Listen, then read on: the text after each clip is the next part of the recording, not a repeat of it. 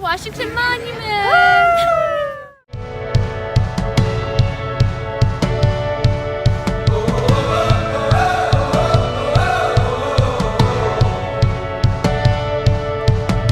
I feel like new sunglasses, like a brand new pair of jeans. I feel like taking chances. I feel a lot like Hi everybody, we're at the African American Museum of History and Culture, and right now we're in the music exhibit. And it's really, really cool seeing all the history and stuff that goes into these people's lives that really affects them.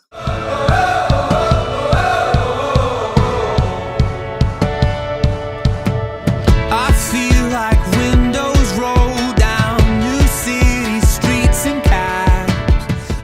Hey, we're at the Forest Theater, and this is the gun that John Wilkes Booth killed Abraham Lincoln with. Super cool. Anything can happen, laughing. You take me right back when we were kids. Never thought I'd feel like this. Like when I close my Hi, we're at the National Museum of Health and Medicine, and this is an exhibit for the military medicine. So this talks about how with new weapons comes new wounds that the doctors have to figure out how to heal and figure out how to best provide care for their patients. And it says that the military personnel provide the best care for their patients. And so that's what led them to lead, led them to find new medicine and new ways to heal them. And so this relates back to Kalanithi and how he cared for his patients and didn't just treat them like a number. So it helped him to be able to find new ways around the problem to make it faster and better for the patient. Also, if you read this section right here, it says the unwavering commitment of military personnel to provide the best care in difficult and dire conditions, often on an enormous scale and at a fast pace. So we can relate this part, best care in difficult and dire situations, with the nurse from the movie Wit. How she was the only person in the movie and in that situation that actually cared for Mary. So the doctors never cared about her. They just kind of threw her around like she was some experiment, but the nurse actually wanted the best care for her. Also, you can relate this back to Blink because it says often at an enormous scale and at a fast pace. They talk about in the book how split decisions usually can lead to the best outcome. And in this situation with the challenges and innovations, making these split-second decisions at a really fast pace, especially being in the military and at like the battlefield and stuff like that, like you have to be really quick with your decisions. So we relate that back to Blink. don't even care if anyone sees me dancing like I can fly, and I don't even think of touching the ground. Like a heartbeat skip, like an open page, like a one-way trip on an aeroplane. It's the way that I feel when I'm with you. Brand new.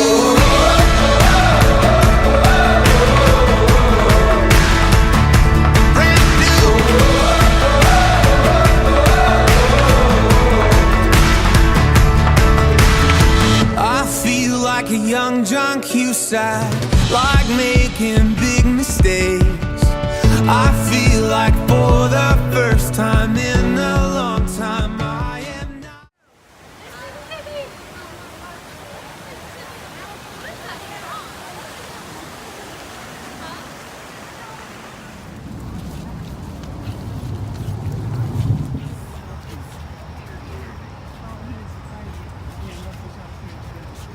Hi everybody, so we're in Georgetown right now. We just got cupcakes. Yay. And this is a wrap on day 2 of our DC trip. Get ready for tomorrow because we're going to the Holocaust Museum.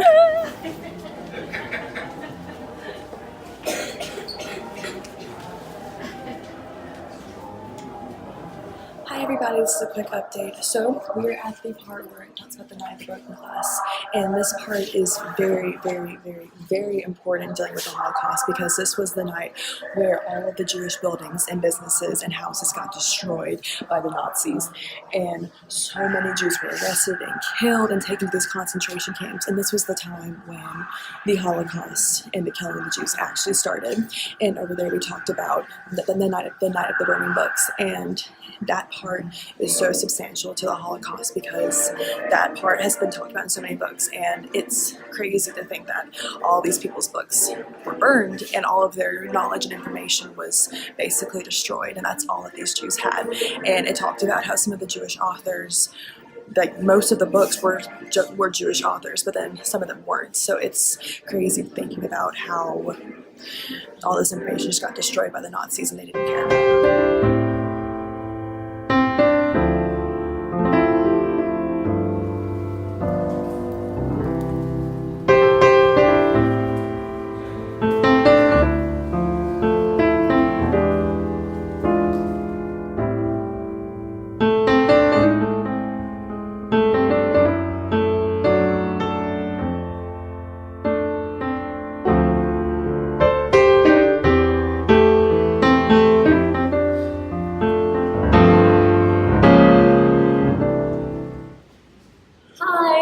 Holocaust Museum, and my connection here was with the book Blink.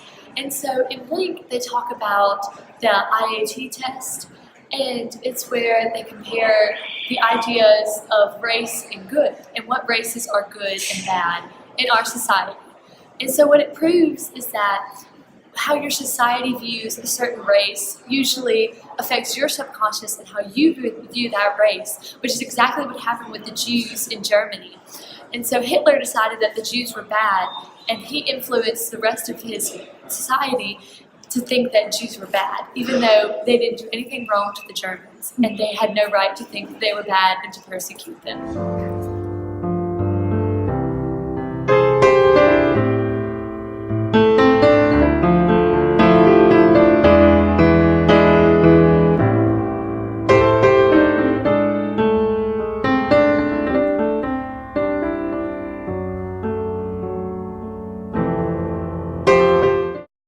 Another connection I made to Blink is when Gladwell started talking about how most CEOs are tall, white males, and so that was kind of the stereotype that we have for good, better people.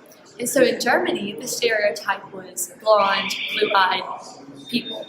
And so this affected them because they thought that all other races were bad, and so that's one of the reasons why they persecuted the Jews, because they were not blonde with blue eyes.